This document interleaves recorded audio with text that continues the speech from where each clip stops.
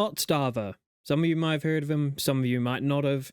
For those of you who have, you know how prominent a figure he is. Who haven't, go and check out this video on him by Otzdarva. Now, he has made a phenomenal video on the 10-year journey that made Otzdarva the pillar of the Dead by Daylight YouTube community. And more so than being that, he is also just a massive resource for the whole community and just overall good guy. He talks about Otz and the start of his channel, and Otzdarva started off doing Dark Souls content, actually, specifically Dark Souls 2, and he kind of moved into Dead by Daylight a little later on, as you can see here. Item, and I really can't fathom why a lowering school is not more used.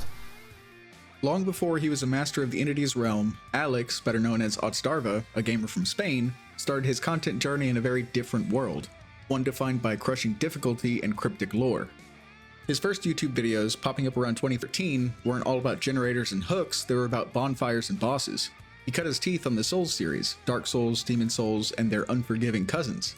He then goes on to talk about how Otzdarva's very analytical and very methodical approach to gaming as a whole wasn't just forged in the fires of beating Dark Souls 2 without taking any hits or being hit and beating every single boss. It was also in his real life job as a 911 operator for emergency calls.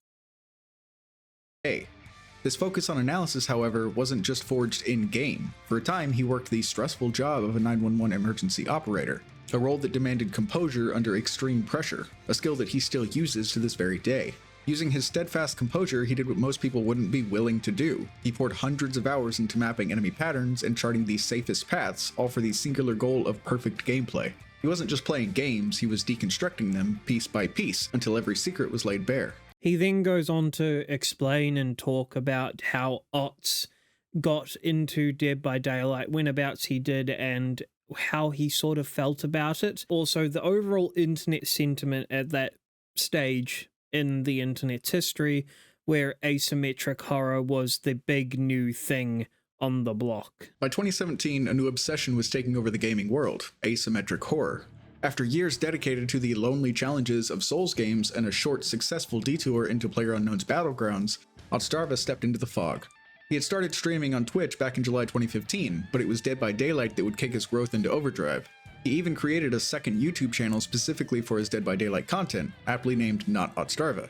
He then goes on to talk about how Otzdarva has essentially become the community's professor, as he's aptly named in his chapter for this part of the video. And I can't agree more, really.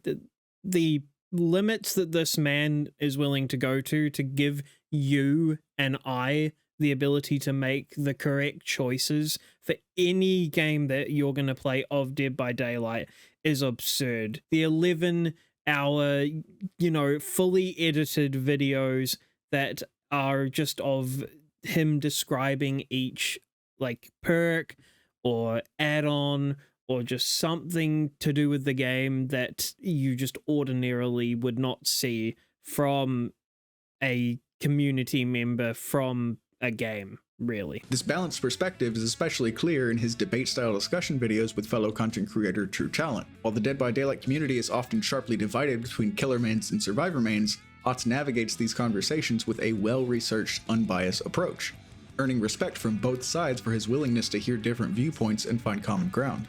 Now, if you have not watched this video by Otzdarva, please go and watch it. It really does describe almost everything that Otzdarva's been through on his way to the point where he is right up to present day. For me, I started Dead by Daylight before Otzdarva, and the thing is, I had dropped the game about 9 months into playing it, I'll be honest. We got pretty good at the game for how good was considered at the time. Otz came along one day, and I remember sort of scrolling through my YouTube feed, and he's got this video, and it was this 50 win streaks on Trapper.